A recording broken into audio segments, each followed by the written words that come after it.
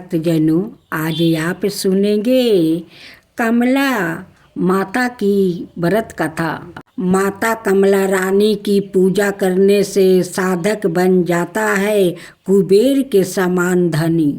10 महाविद्या, एक काली माँ, दूसरा तारा माँ, तीसरा त्रिपुर सुंदरी माँ, चौथा भुवनेश्वरी माँ, पांचवा छीना मस्तक काली माँ, छवा त्रिपुर भैरवी माँ, सातवा धूमावती माँ, आठवा बंगाल मुखी माँ, नौवा मतंकी माँ और 10 कमला माँ। प्रवृत्ति के अनुसार 10 महाविद्या के 3 समूह है। पहला सौम्याकोटि, त्रिपुर सुंदरी, भुवनेश्वरी, मतंकी, कमला। दूसरा उग्रह कोटि, काली, छीना मस्तक, धूमवती, बंगाल मुखी। तीसरा सौम्या उग्रह कोटि, तारा और त्रिपुर भैरवी।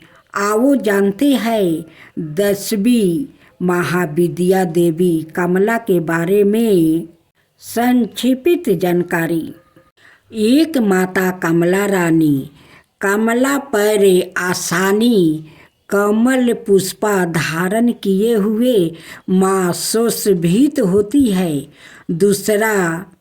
दूसरा सेवत वरण के 4 हाथी सूर्य में सौरन कलश लेकर सौरन के समान कांति लिए हुए माँ को स्नान करा रहे हैं। तीसरा दलिदारता, संकट, गिरहे कलह और अशांति को दूर करती है। कमला रानी इनकी सेवा और भक्ति से व्याकुत सुख और समृद्धि पूर्ण रह कर शांतिमय जीवन बिताता है। चारवा समृद्धि धन नारी पुत्रादि के लिए इनकी साधन की जाती है। इस महाविद्या की साधन नदी, तालाब या समुद्र में गिरने वाले जल में आकंठ डूब कर की जाती है। गुप्त नवरात्रि में इनकी पूजा का विधान है। पांचवा, इनकी पूजा करने से व्याकुत साक्षात कुबेर के समान धनी और विद्यावान होता है। व्याकुत का यश और व्यापार या प्रभुत्व संसार भर में प्रचारित हो जाता है। छवा, कमला माता का मंत्र। कमल गीठ की माला से रोजाना 10 माला हासाहो जगते परासुतिया स्वाहा मंत्र का जप कर सकते हैं। जप के नियम किसी जानकार से पूछे। 10 विद्याओं में से एक देवी छीना मस्तक है। 10 विद्याओं में से एक देवी मतंकी के रहस्य है। माता भुवनेश्वरी देवी के 5 रहस्य जानिए। साधन का मंत्र। अब सुने सूरथ राजा की कथा। बहुत पहले की बात है। सूरथ नाम के एक राजा थे जो प्रजा का अपने पुत्र की तरह पालन करते थे। एक समय सूरत राजा की दुश्मनी कोला विध्वंसी नाम के क्षत्रियों से हो गई। युद्ध में सेना की संख्याएं अधिक होने के बावजूद भी राजा सूरत कोला विध्वंसियों से हार गया और केवल अपने ही नगर के राजा बन कर रहने लगा जो अति सुरक्षित था। वहाँ भी उनके दुष्ट मंत्रियों ने शत्रु से हाथ मिला लिया और उनसे नगर का राजकाज हथिया लिया। इससे राजा सूरथ अति दुखी हो गया और वो अपने पत्नी पुत्र को नगर में ही छोड़कर एक घोड़े पर बैठकर शिकार खेलने के बहाने घने जंगल में चला गया। उस जंगल में जाकर वो मेघ मुनि के आश्रम पर रुके, जहाँ पर मुनि ने आदर सत्कार के साथ उनका स्वागत किया और रहने के लिए एक कुटिया भी दिया। समाधि नाम का एक अत्यंत ही धनवान कुल का वेश्या था। उसकी धर्म में बड़ी आस्था थी। वो सादा दुखी लोग की सहायता करता है, उनके कष्ट दूर करने का प्रयास करता। सादा सत्य बोलना उसका स्वभाव ही था। उनके पत्नी और पुत्र अत्यंत ही लोभी थे। धन के लोभ में आकर समाधि के पत्नी और पुत्र ने उसे घर से बाहर निकाल दिया था। इसी कारण बस से समाधि नाम का वेश्या अपना घर और गांव त्याग कर घने जंगल में आ गया था और वो भी मेघ ऋषि के उसी आश्रम पर रहने लगा था, जहाँ पर सूरथ नाम के राजा भी अपने राज्य को त्याग कर निवास कर रहे थे। ऋषि वर के आश्रम पर रहते हुए समाधि नाम के वेश्या सादा इस चिंता में लगे रहते थे कि उनकी पत्नी और पुत्र किस हालत में होंगे और उन्हें किसी तरह की समस्या तो नहीं होगी, वो लोग कष्ट तो नहीं भोग रहा होगा। मेघ ऋषि के आश्रम पर रहते हुए राजा सूरथ एक दिन पेड़ के नीचे बैठे थे। वो बहुत ही चिंतित थे। उनके मन में सदा यही चिंता लगी थी कि मेरा राज्य कैसे होगा। पता नहीं, बहुत मेहनत से कमाया हुआ मेरा धन है, अब वहाँ के राजा कैसे खर्च कर रहे होंगे। हो सकता है वो लोग बेकार के कामों में मेरा धन बर्बाद कर रहे होंगे। जो धन मैं दान धर्म में लगाता था, अब शायद वो धूर्त मलेच्छ शराब पीने में और जुए खेलने में लगाते होंगे, क्योंकि उन धूर्त मलेच्छ की धर्म में कोई आस्थान नहीं होती। वो लोग जो कभी मेरे पीछे पीछे चला करता था, शायद आज उन मैं राजाओं और मंत्रियों के पीछे पीछे चलते होंगे। तभी वहाँ समाधि नाम का वो वेश्या आ गया और राजा ने उससे उसका परिचय और इस आश्रम पर आकर रहने का कारण पूछा। उस वेश्या ने कहा, राजन, मेरा नाम समाधि है। मुझे मेरे पत्नी और पुत्र ने धन के लालच में आकर घर से बाहर निकाल दिया है। फिर भी मेरा मन उन्हीं की चिंता में लगा है। मैं यही सोचता रहता हूँ कि वो लोग खुश है या नहीं। अपने पत्नी और पुत्र के प्रति मेरा मन कठोर नहीं हो पाता है। मैं यहाँ बात अच्छी तरह से जानता हूँ कि इनका गुणों में दोष है, फिर भी मेरा मन उन्हीं के चिंता में लगा है। किसी कारणवश मेरे मन को तनिक भी चैन नहीं है और मैं बहुत ही चिंतित हो गया हूँ।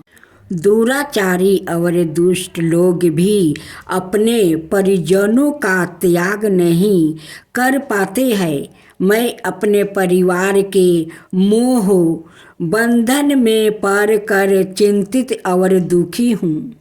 समाधि नाम के वेश्या की अपने परिवार के प्रति ऐसे चिंता देख कर राजा सूरत कहते हैं, जिन लोग ने धन के लालच में आकर तुम्हें घर से बाहर निकाल दिया है, उन्हीं के प्रति तुम्हारे मन में इतना स्नेह है, यह बड़े आश्चर्य की बात है। मेरी भी यही परिस्थिति है जो रजिया, अब मेरा हाय ही नहीं, मेरा मन भी सादा उसी के विचार में लगा रहता है। मैं सादा इसी विचार में डूबा रहता हूँ कि मेरा अति परिश्रम से कमाया हुआ धन वो नए राजा किसी प्रकार से खर्च कर रहे होंगे, और जो लोग मेरे पीछे पीछे घूमा करता था आज उन राजाओं के पीछे पीछे रहे होंगे। ओ हाथी जिसे मैंने बहुत प्यार से पाल रखा था, पता नहीं उसका ध्यान रखा जा रहा होगा या नहीं। यूँ बातचीत करके उन दोनों ने निश्चित किया कि वो सुमेधा मुनि से अपने इस मौका का कारण और दुख निवारण के उपाय पूछेंगे। अगले दिन राजा सूरत और समाधि नाम का वेश्या मेध ऋषि के पास जाकर अपने मोह और दुख का कारण पूछते हैं। तब ऋषि वर उन्हें कहते हैं कि संसार के सारे प्राणी भगवती महामाया की माया से मोहित है। उन्हीं के इच्छा के कारण सभी जीवों मोह में पड़े रहते हैं और उन्हें देवी आदि शक्ति रात्रि और उनके हाथों से मारे गए दैत्यों की कथा सुनते हैं। मेधा ऋषि राजा और वेश्या को देवी के प्रसंग में मधु कटवा का वध, महिषासुर का वध, धर्मलोचन का वध, चंड मुंड का वध और शुभ नशुभ के वध की कथा सुनते हैं। देवी की यह सारी कथाएं सुनकर राजा और वेश्या के मन में देवी के प्रति भक्ति जागृत होती है और वो दोनों मेधा ऋषि से देवी की पूजा विधि और नवारण मंत्र जानकर उनकी ज्ञान लेकर जंगल में जाकर भगवती की आराधना आरंभ करते हैं। 1 महीने तक वो दोनों देवी के हाथ से मारे गए दैत्यों से संबंधित चित्रा का पाठ करते हैं, जिससे उनके मन में अटूट श्रद्धा जागृत हो जाती है। अब उन दोनों का देवी की उपासना के अतिरिक्त दूसरा कोई कार्य नहीं था। 1 बरस तक वो देवी के मंत्र का जप करते हैं और केवल फल खाकर ही रहते हैं। दूसरे बरस में वो केवल सूखे पत्ते खाकर देवी की पूजा और मंत्र जप करते हैं। तब उन दोनों को देवी सपने में दर्शन देती है। अब वो देवी की साक्षात दर्शन पाने की इच्छा से तीसरे बरस में वो केवल हवा से ही जीवित रहकर देवी की उपासना करते हैं। इस तरह 3 बरस तक राजा और वेश्या दोनों ही भगवती महामाया की श्रद्धा पूर्वक उपासना करते हैं, जिससे प्रसन्न होकर देवी उन दोनों के सामने प्रकट होती है और राजा के इच्छा अनुसार उन्हें अपना राज्य वापस मिलने वर देती है और कहती है, राजन 10,000 बरस तक राज्य करके तुम्हारा शरीर शांत हो जाएगा। उसके बाद तुम सूर्या के पुत्र बनकर सवरीन नाम के मनु बनेंगे। समाधि नाम के वेश्या को उसकी इच्छा के अनुसार मुक्ति प्रदान करने वाली ज्ञान देती है। देवी राजा और वेश्या को यूं वरदान देकर वही अंतर्ध्यान हो गई। जब राजा देवी से वर पाकर मुनि से आज्ञा लेकर अपने नगर जा ही रहे थे कि उनके वो मंत्री जो पहले शत्रु से हाथ मिला चुके थे आकर राजा के पैरों में गिर जाते हैं। वो कहते हैं, महाराज आपके वो शत्रु युद्ध में मारे गए, उनका विनाश हो गया, आप हमें क्षमा कर दीजिए। इस तरह राजा को देवी की कृपा से अपना राज्य मिल जाता है और मंत्रियों से उसका पहले जैसा ही संबंध हो जाता है। वेश्या भी अब घर परिवार त्याग कर तीर्थों की यात्रा करता हुआ जीवन व्यतीत करता है। उन तीर्थों में वो वेश्या सादा लोगों को देवी की गाथा सुनाते रहते हैं। संसार में सर्वप्रथम समाधि नाम के वेश्या और सूरत राजा ने ही देवी की उपासना की थी। समाधि और सूरत को देवी की जो गाथा मेध ऋषियों ने सुनाया था वो संसार में दुर्गा सप्तशती के नाम से विख्यात है। दुर्गा सप्तशती के प्रकट होने की यह गाथा अत्यंत ही पावन और भक्ति मुक्ति प्रदान करने वाली है। इस गाथा के श्रवण से जो व्याकुल दुखी है वो सुखी हो जाता है, मोक्ष का अधिकारी बन जाता है। अब सुने माँ दुर्गा की उत्पत्ति की कथा। देवगणों की शक्ति से देवी की उत्पत्ति हुई, लेकिन देवी के शरीर का अंग प्रत्येक देव की शक्ति का अंश से हुआ है।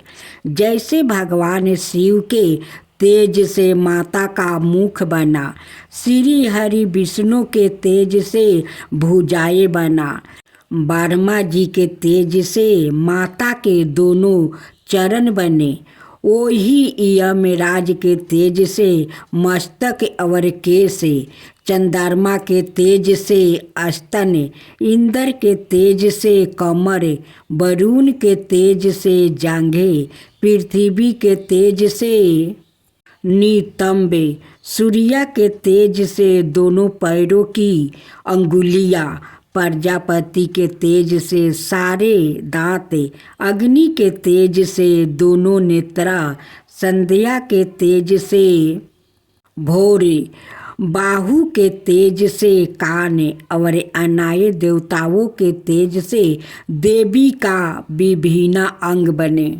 देवी का जन्म तो हो गया, लेकिन असुरों के अंत के लिए अभी भी अपार शक्ति की जरूरत थी।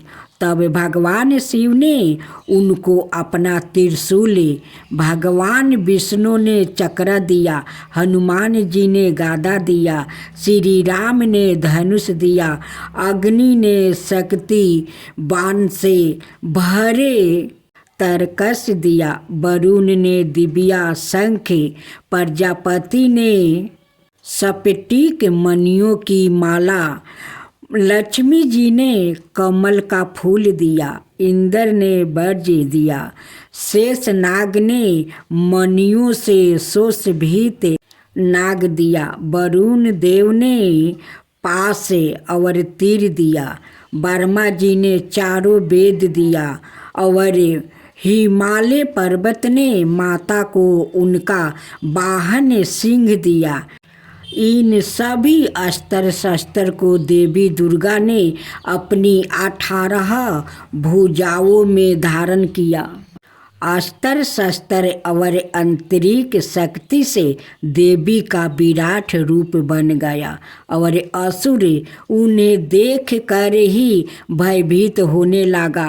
देवी के पास सभी देवताओं की शक्तियाँ हैं, उनके जैसे कोई दूसरा शक्तिशाली नहीं है।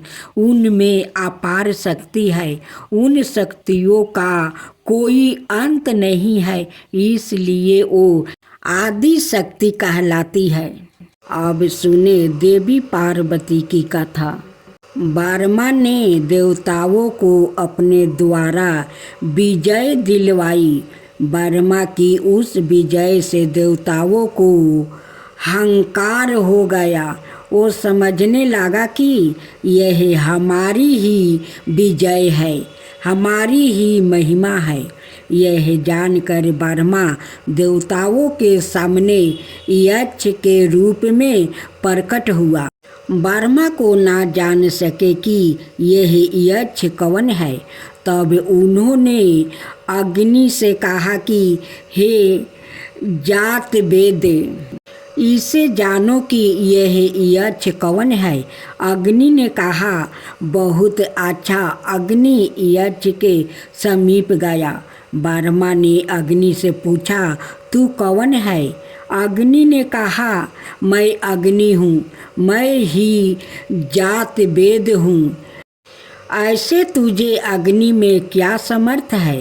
अग्नि ने कहा, इस पृथ्वी में जो कुछ भी है उसे जलाकर भस्म कर सकता हूँ। तब यक्ष ने एक तिनका राख कर कहा कि इसे जला। अपनी सारी शक्ति लगा कर भी उस तिनके को जलाने में असमर्थ ना होकर वो लौट गया। वो उस यक्ष को जानने में समर्थ ना हो सका। तब उन्होंने बाहु से कहा, हे बाहु, इसे जलाने कि यह यक्ष कौन है? बाहु ने कहा, बहुत अच्छा। बाहु यक्ष के समीप गया। उसने बाहु से पूछा, तू कौन है? बाहु ने कहा, मैं बाहु हूँ, मैं ही मातरीश्वर हूँ। ऐसे तुझे बाहु में क्या समर्थ है? बाहु ने कहा, इसे पृथ्वी में जो कुछ भी है उसे ग्रहण कर सकता हूँ। तब यक्ष ने एक तिनका राख कर कहा कि इसे ग्रहण कर। अपनी सारी शक्ति लगाकर भी उस तिनके को ग्रहण करने में समर्थ ना होकर वो भी लौट गया। वो उस यक्ष को जानने में समर्थ ना हो सका। तब उन्होंने इंद्र से कहा, हे मेघवन, इसे जलाने की यह यक्ष कौन है? इंद्र ने कहा, बहुत अच्छा। इंद्र खुद यक्ष के समीप गया। उसके सामने यक्ष अंतर्ध्यान हो गया। वो इंद्र उसी आकाश में आतिशिया शोभा युक्त देवी हेमवती उम्बा पार्वती को देखा और उनके पास आ पहुंचा और उनसे पूछा कि यह यक्ष कौन था। देवी पार्वती ने स्पष्ट कहा कि वो यक्ष ब्रह्मा है। उस ब्रह्मा की ही विजय में तुम इस प्रकार महिमान्वित हुए हो। तब से ही इंद्र ने यह जाना कि यह ब्रह्मा है। इस प्रकार यह देव जो कि अग्नि, बाहु और इंद्र है, अनाय देवों से श्रेष्ठ हुआ। उन्होंने ही इस ब्रह्मा का समीप आस्ते स्पर्श किया और उन्होंने ही सबसे पहले देवी के द्वारा जाना कि यह ब्रह्मा है। इसी प्रकार इंद्र अनाय सभी देवों से अति श्रेष्ठ हुआ। उसने ही इस ब्रह्मा का सबसे समीप अस्ते स्पर्श किया। उसने ही सबसे पहले जाना कि यह ब्रह्मा है। इसके अलावा और भी कई उपनिषदों में देवी पार्वती का वर्णन मिलता है, जहाँ देवी कुछ अलग नाम से भी जानी जाती है। अब सुने पूर्व जन्म की कथा। पार्वती पूर्व जन्म में दक्ष प्रजापति की पुत्री सती थी और उस जन्म में भी वो भगवान शंकर की ही पत्नी थी। सती ने अपने पिता दक्ष प्रजापति के यज्ञ में अपने पति का अपमान ना सह पाने के कारण सवाए को अग्नि में भस्म कर दिया। भगवान शंकर को जब ये बात पता चली तो उन्होंने वीरभद्रा के रूप में दक्ष प्रजापति के यज्ञ को नष्ट कर दिया। भगवान शिव सती के शव को लेकर दंडवत करने लगा। उसी समय भगवान विष्णु ने अपने सुदर्शन चक्र से माता सती के शव को 51 भाग कर दिया। जहाँ जहाँ माता सती के ये अंश गिरे वहाँ शक्ति पीठ की स्थापना हुई। अगले जन्म में माता सती पार्वती बनकर हिम नरेश हिमवन के घर अवतारित हुई। पार्वती को भगवान शिव को पति के रूप में प्राप्ति करने के लिए वन में तपस्या करने चली गई। अनेक वर्षों तक कठोर तपस्या करके घोर तपस्या की।